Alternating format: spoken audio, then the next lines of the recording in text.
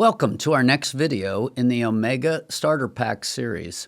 These videos are designed to be extremely practical and help you make that transition into a healthy lifestyle.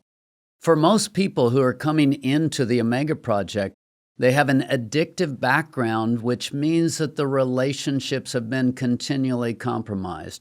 Whenever you've had a friendship, whenever you've had a relationship, many times it will have end up being something that is actually destructive, sometimes even one that needs to be cut out of your life. And when you have trusted, which is a key word for us in the Omega Project, when you have trusted people, it's actually led you astray. It's actually taken you down wrong paths. Well, we're going to be asking you to trust, because trust is that vehicle by which I draw strength, certainly trust God, but also learn how to trust people. In order for you to do that, you're going to need to grow a team of trustworthy people, because if you trust the wrong people, it won't go well for you.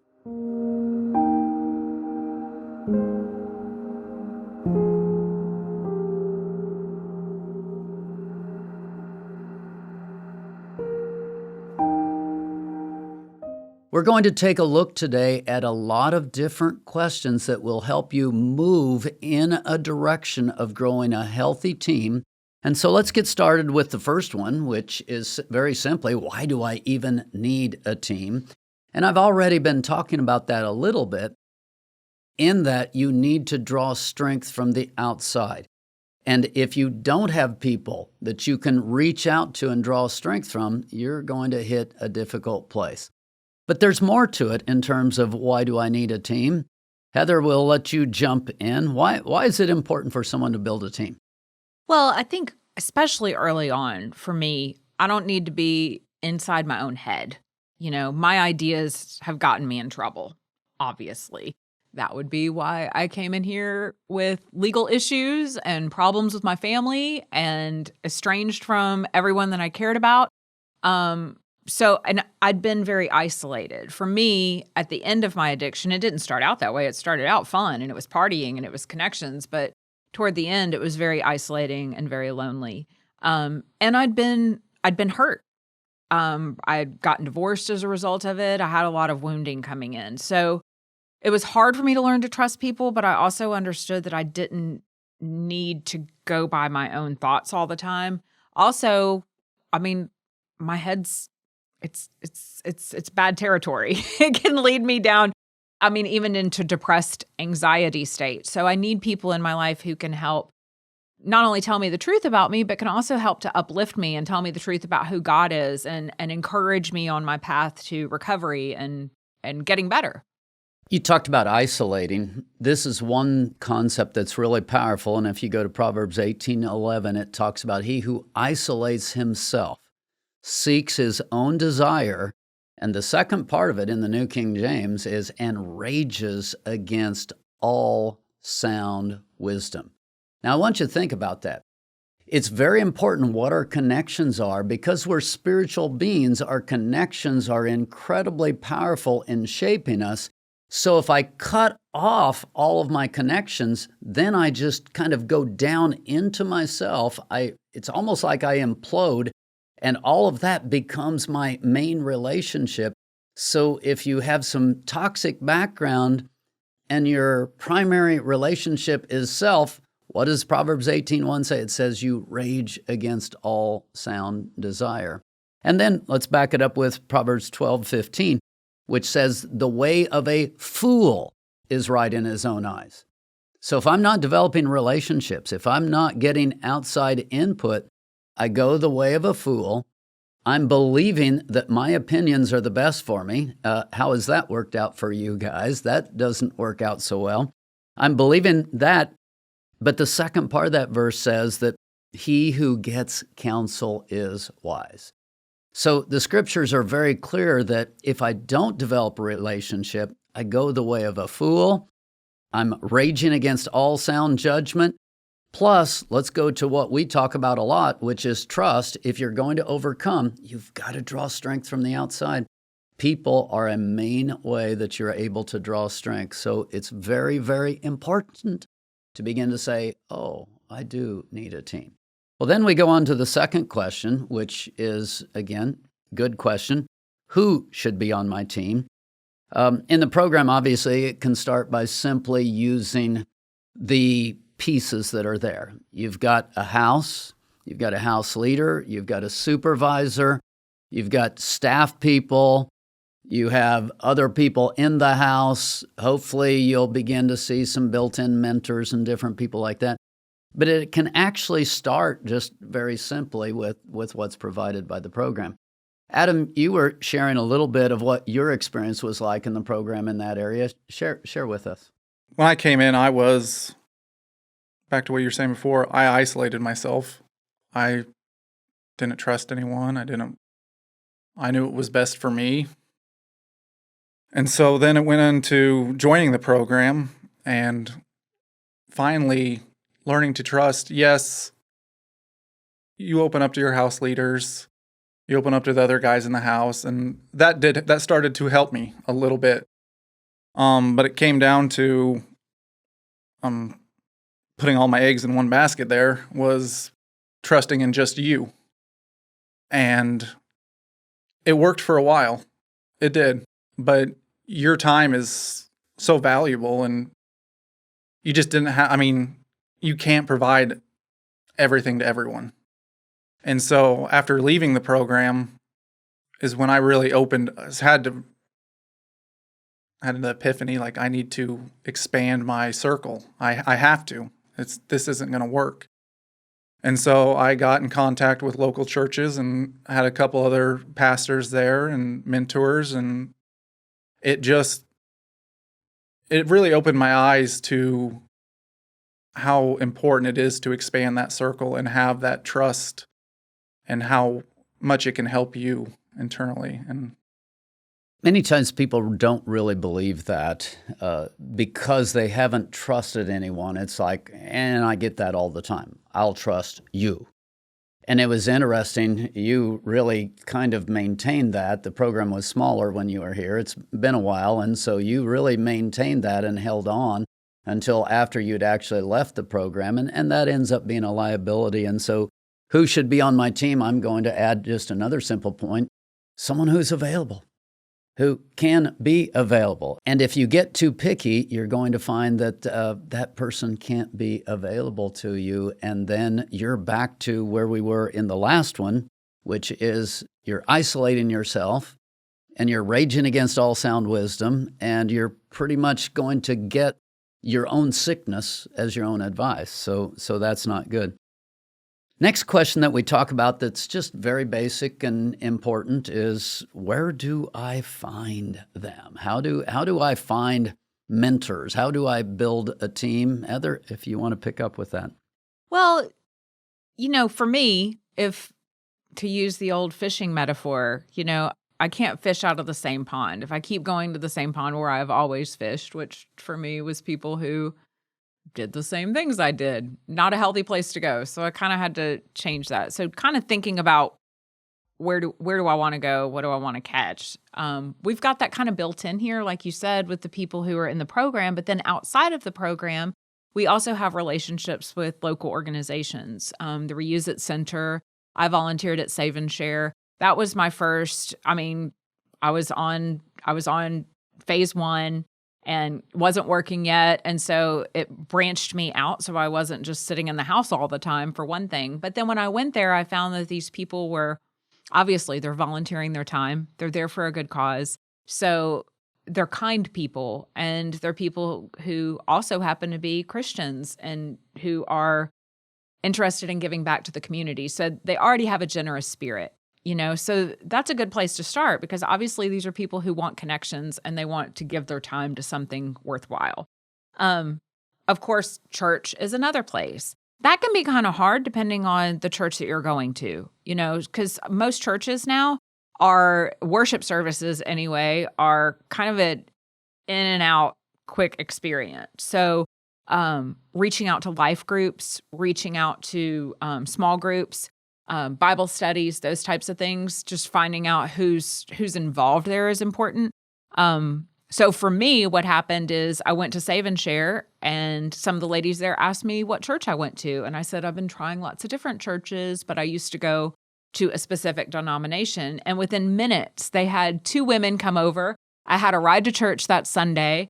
One of them was actually going on vacation. And so she talked to the pastor of the church, and they arranged a ride for me. And the woman who picked me up, I didn't know it at the time, wound up becoming my mentor and one of my closest friends. So that was really cool. We're also have a local 12-step meeting here, but there's also life recovery groups and celebrate recovery groups. So that's been another place where I've found support from the outside. People who are seeking sobriety, seeking a spiritual way of life, a godly way of life. And that's been key for me too, because as I've grown in the program, I mean, let's just be real. You're going to have issues with people in the program, and you can almost be like, where do I turn, or who do I go to? And it's been key for me to have people outside of the program who are on a solid foundation, who don't know anybody here, but they do understand God and they do understand a healthy lifestyle. And so they can help speak to the issues that I'm having in that way. I think that's really important to have your people you trust in the program, but more important to have people outside the program to trust and who you can confide in, and they can give you sound advice. And that's where the volunteer opportunities, the churches, et cetera, they provide a good foundation. And sometimes people are like, why are you making us do this? Because you're learning how to do life. There is nothing more significant towards you building a good future than learning how to build relationships. So this ends up being a very important piece.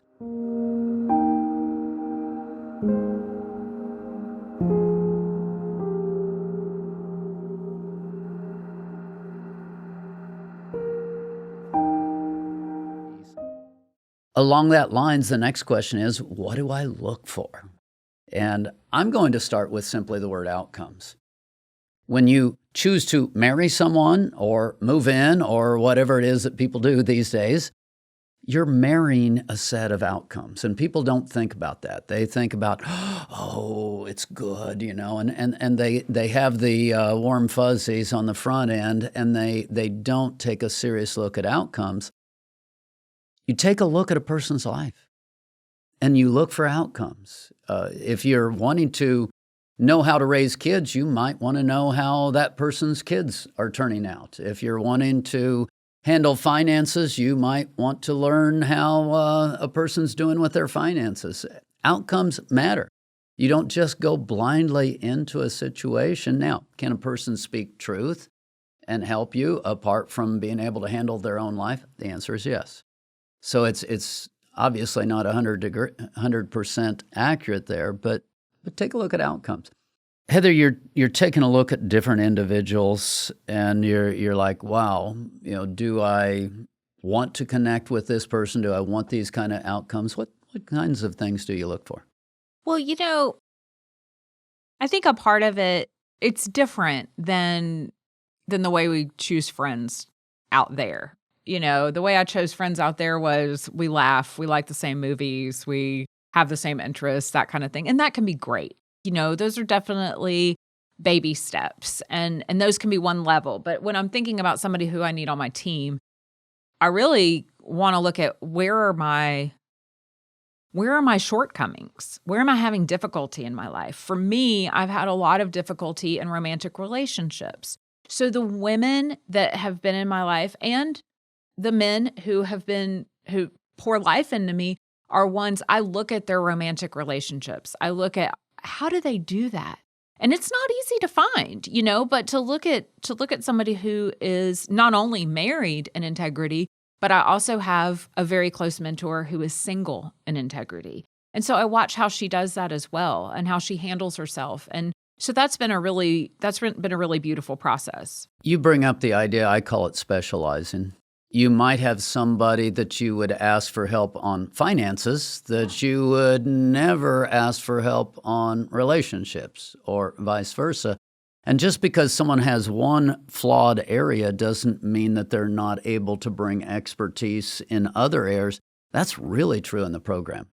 Many times we have some incredibly talented, smart, gifted people in the program who have a flawed area that's taking them out. And sometimes there can be incredible expertise within the program if you simply step back from judgment and allow those different areas to manifest. Back to not having all my eggs in one basket. I do need people that are available, that can be there at the drop of a hat. Like, I need that, because there's times, I'm going to say I'm fine, but I need someone that's going to, okay, you're fine. Really? What's really going on? You're not fine. You're not fine. When you say you're fine, you're not. So, and I have several people that do that, and that's just been a tremendous help to me. And it's something I never thought I would find. And it's just a great thing to have, and it just helps you open up and be more honest and with my own feelings, instead of just doing a covering of everything's okay.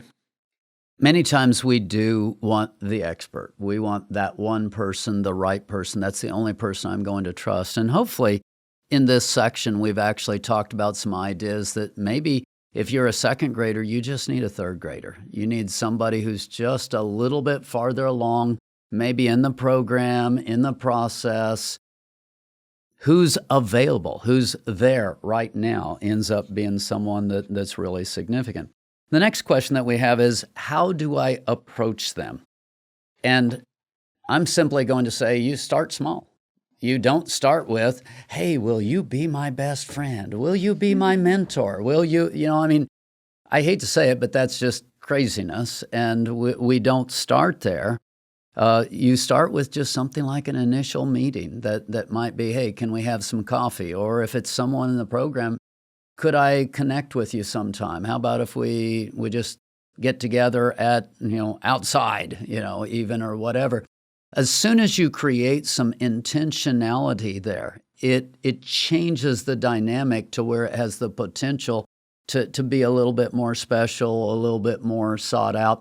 And so you say, hey, can I meet with you? Can I get started in this relationship? It's really that simple. You express intentionality of, I'd like to visit with you a little bit more, a little more specifically, a little deeper. As simple as it is, it's a hard thing to do.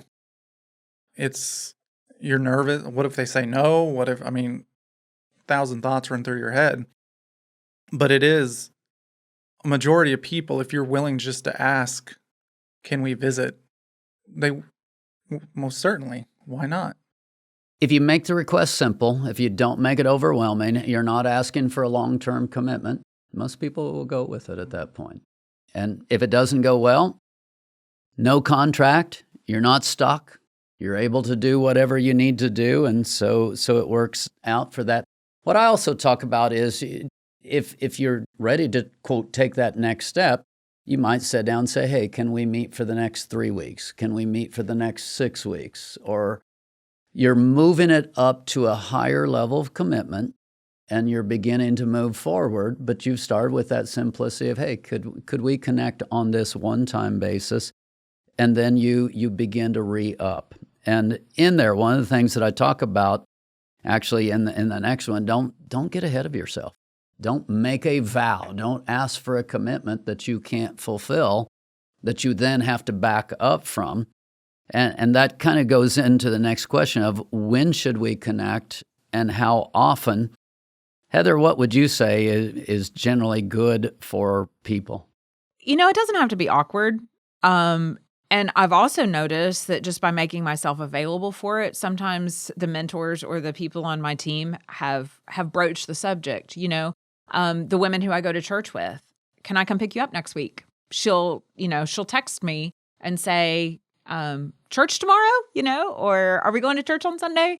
So that's been really cool. I do have a sponsor because I do 12-step meetings as well. Not everybody in the program does, but that's been really cool to me because she, at the outset, said, let's get together on Thursdays before the meeting. And so before our meeting every Thursday, we get together for a couple hours before and we catch up and stay current with each other. So that's been really key for me to have that level of accountability and stability in my life, which is something that I was really lacking. Any kind of, routine. We have a whole video on here about that. So that's become a part of my schedule. I know that on Sunday mornings, I meet with Kimberly, with Carol on Thursdays. I have a phone call on Tuesdays. And so I have these things built in. It took some time for that to build, but it really happened way faster than I was expecting. I remember us doing a class where we wrote down our team. And when I first got here, I didn't have anybody on my team. And then I added you, and then I added my house leader. And then when we did the class, I started to look at it, and I had like 6 or 7 people on there that I have regular connections with. And that really was kind of a little celebration for me to see, wow, okay, this thing's building, but I didn't even see it happening. So that's neat. I think that was also important what you said is not only can your mentor be available, but you need to be available yourself. So you can't be, I can't meet at any of these times, but I can only meet at 3:00 on Tuesdays. So no, that's not going to work, but you have to flex your schedule as well. So I thought that was a good point.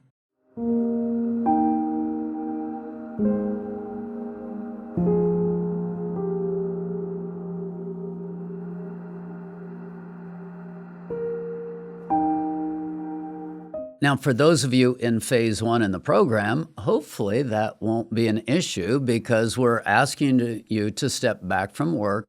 You have the time, you have the ability.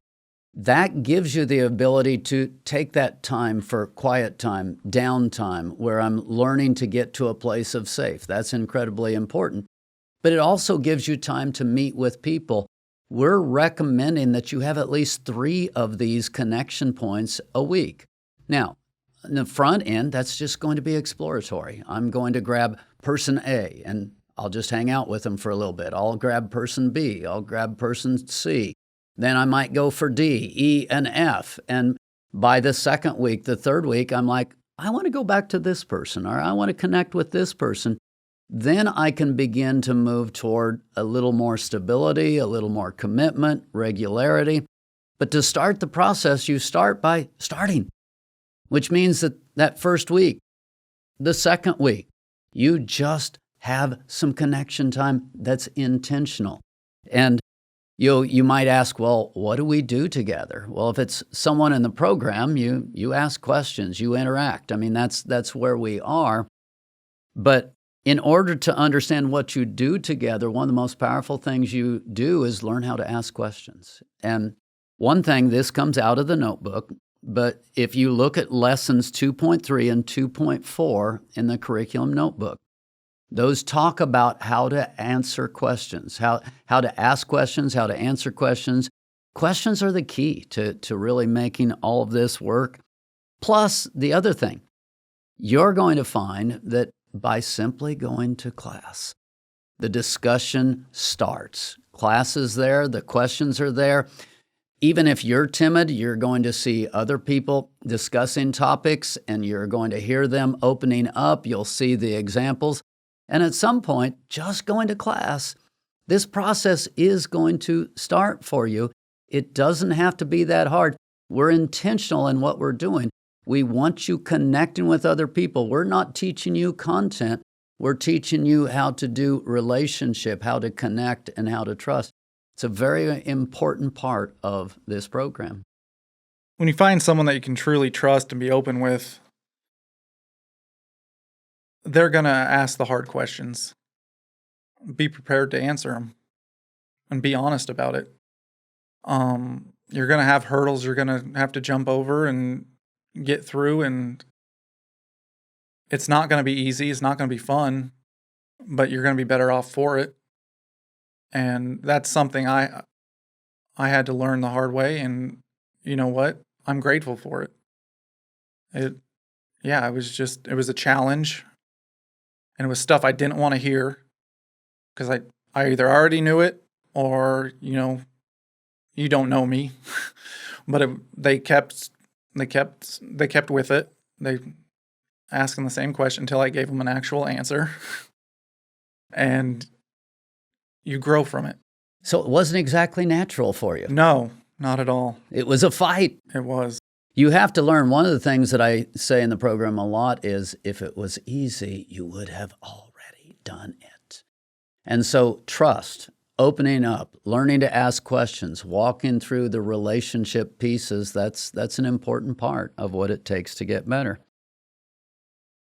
For me, I've suffered from a lot of, I guess you would call it social anxiety. I always felt really awkward talking to people. So it's been really helpful to have in the classes here or in a Bible study or in a 12-step meeting to know that we have a common purpose and there's usually a text we're reading or a topic, and it helps to open up those lines of communication. What I've seen over the last year that's really cool is that as a result of my relationships and communication deepening in here, I'm able to have deeper, more meaningful conversation with my family, with the people in other areas of my life where, like, especially my kids. I have adult children and we talk about real stuff now. It's not just like, so how are you doing?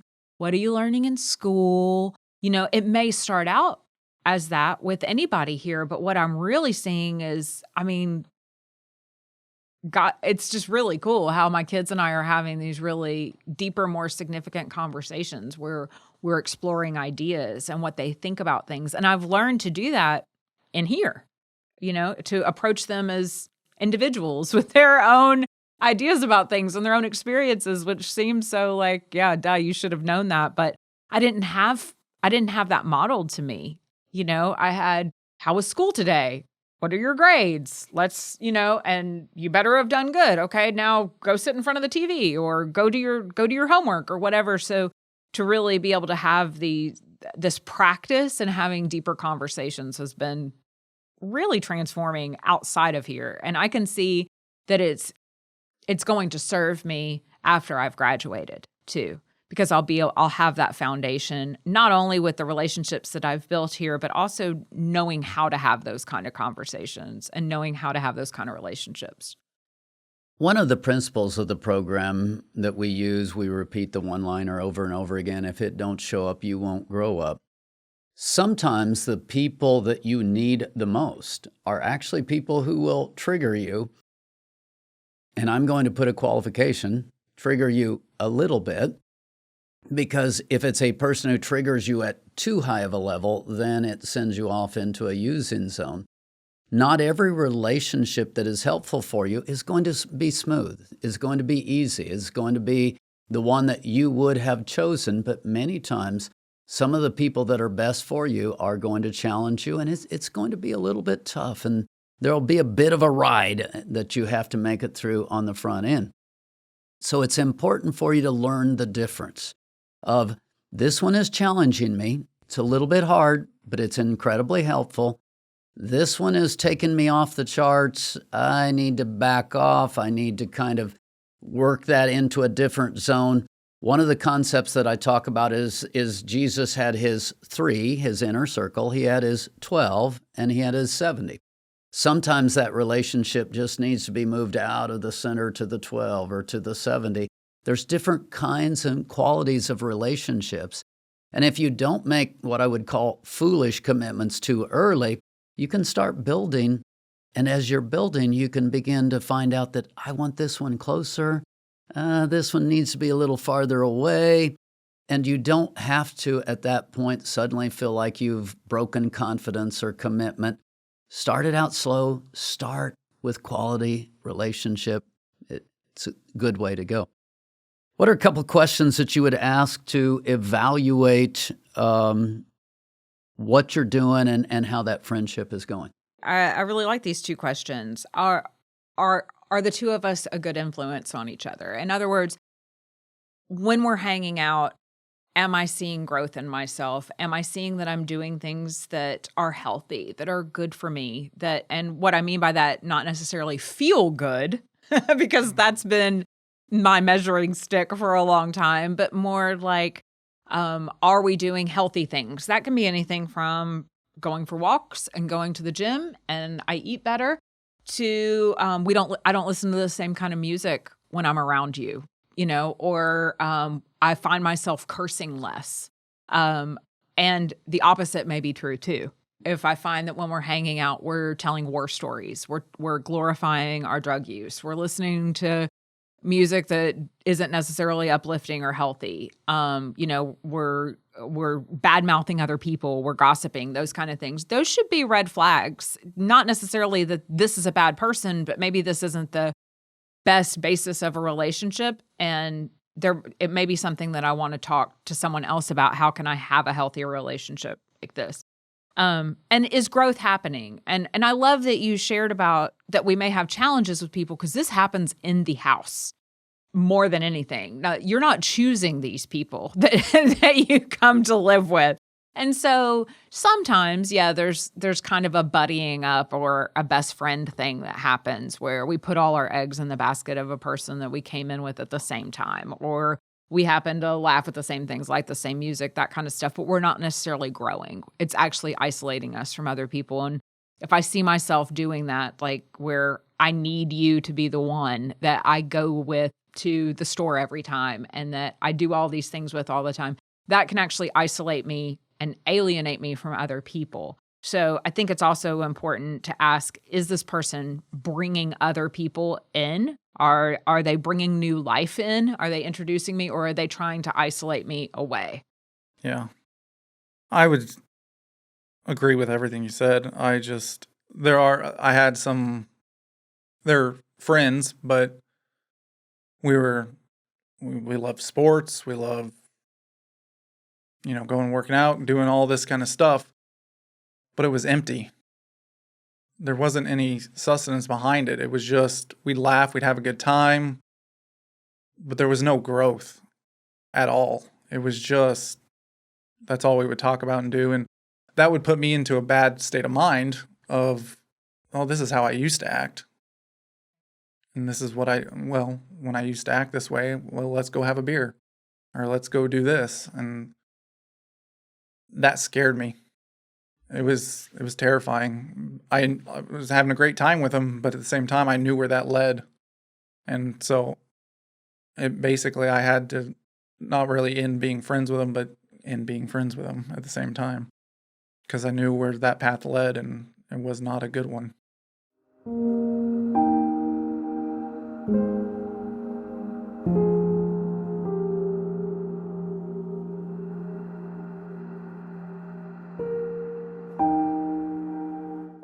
That goes back to the title, Growing a Team. And part of growing a team is actually choosing the right people and excluding the right people, or at the very least, back to the concept that I talked about, the 3, the 12, and the 70. My inner core needs to be a fairly select group of people. They can't be people that influence me in a bad way.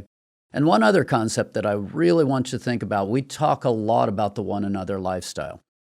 If I'm approaching relationship in a healthy way where I'm genuinely for other people and we're eliminating the gossip and the backbiting and all of the different stuff, if I'm approaching people in that way, I'm much more likely to attract people who are going to respond in the same way.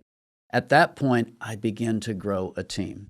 So we encourage you to get into the principles that we teach, for you to begin to think about all of the different parts of the one another lifestyle, of learning to walk in a way where we get heart change, where we become life givers. That's all an important part of it. You're not going to have friends if you don't show yourself to be friendly, if you don't step into those places. So one final comment is, take a good look at yourself. Are you living in a way that is going to help this process along? And then start looking around. If you'll do the relationship work, you'll ask the questions, you'll take the steps, you will start this relationship building, and building a team is one of the most powerful things you can do towards recovery. I hope you'll take these challenges and jump in and get after it. It will change your life.